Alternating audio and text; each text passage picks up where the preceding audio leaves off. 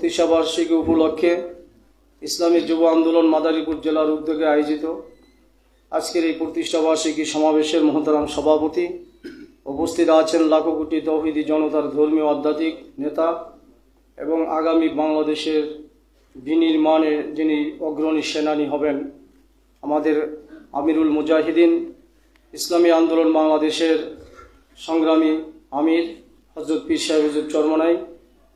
উপস্থিত আছেন ইসলামী যুব আন্দোলনের সেক্রেটারি জেনারেল মাওলানা মনসুর আহমদ সাকি, জেলা থানা নেতৃবৃন্দ, সমবেত ভাই ও বন্ধুগণ। মুসলিম অধ্যুষিত এই বাংলাদেশ, মুসলিম জাতিসত্তার ভিত্তিতে অর্পিত এই বাংলাদেশ আজকে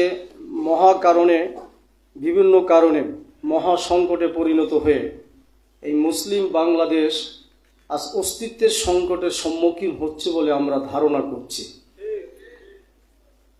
আপনারা জানেন, একটি মুসলিম কান্ট্রিতে যেখানে 92% অধ্যুষিত মুসলমান, সেই দেশের স্বাধীনতার পরবর্তীতে যারা সরকার পরিচালনা করেছে তাদের দুর্নীতি, তাদের জোর জুলুম, তাদের অব্যবস্থাপনা, অদক্ষতা, অযোগ্যতা এবং অমানবিকতায় আজকে বাংলাদেশ একটা মুসলিম কান্ট্রি হওয়ার পরেও দুর্নীতি, সন্ত্রাস, চাঁদাবাজ, চুরি ডাকাতি, অন্যায় অবিচার, জুলুম নির্যাতন, সুদ ঘুষ, মদ জুয়া, এমন কোনো অপকর্ম নাই বাংলাদেশে আজকে এতটা বিস্তার লাভ করেছে, একজন ইমানদারের বসবাসের অনুপযোগী হয়ে যাচ্ছে।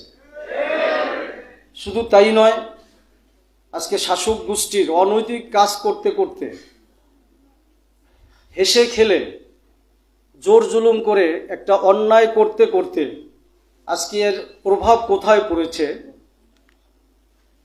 শিক্ষা খাত, মুসলিম এই বাংলাদেশে শিক্ষা খাতকে হিন্দুত্ববাদ, নাস্তিক্যবাদ এবং টোটাল ইসলাম বিরোধী শিক্ষা নীতিগুলো বাস্তবায়ন করে আমাদের এই সন্তানদেরকে ইসলাম বিমুখ করার গভীর ষড়যন্ত্র চলছে। ইতিমধ্যে তারা অনেকটা কার্যকর করেছে।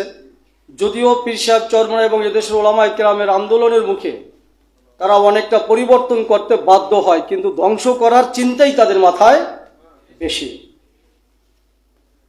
আজকে চিকিৎসা খাত এমন একটা অবস্থায় চলে গেছে, ডাক্তাররা ক্লিনিকের ব্যবসা করে, ব্যবসার সাথে জড়িত হয়ে সরকারি হাসপাতালে কোটি কোটি, হাজার হাজার কোটি কোটি টাকা সরকারি খাত থেকে বরাদ্দ থাকার পরেও এবং তাদেরকে সর্বোচ্চ বেতন দেওয়ার পরেও এদেশের সাধারণ মানুষ চিকিৎসা সেবা সরকারি খাতে পায় না।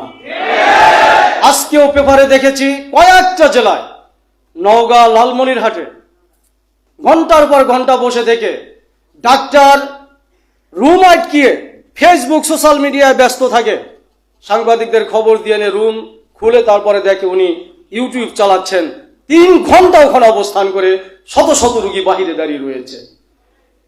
একদিকে এই অপব্যবস্থাপনা, এগুলো কোথা থেকে আসছে? আজকে প্রশাসনের দুর্নীতি কি আর কথা বলবো।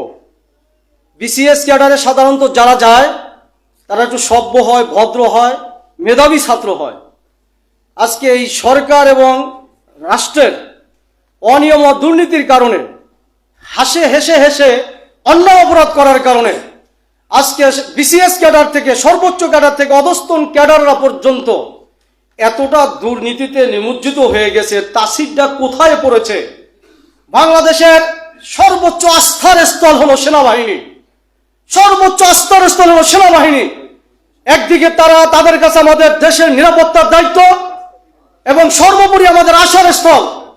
আজকে সেই সেনাবাহিনীর প্রধান, সেনাবাহিনীর মেজররা, সেনাবাহিনীর কর্নেলরা দুর্নীতির দায়ে এখন পলাতক অবস্থায়, চাকরি থেকে যাওয়ার পরে এখন দুদক তাদের পিছনে করতেছে। কোথায় দাঁড়িয়েছে?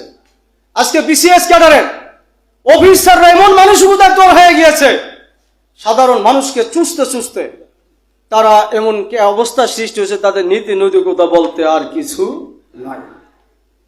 সর্বোচ্চ মেধা যদি নষ্ট হয়ে যায় তাহলে দেশের অবস্থা কোথায় দাঁড়ায়? আজকে অফিসের একটা পিয়ন থেকে শুরু করে সর্বমহল পর্যন্ত ঘুষ ছাড়া কোনো ফাইল চলে না।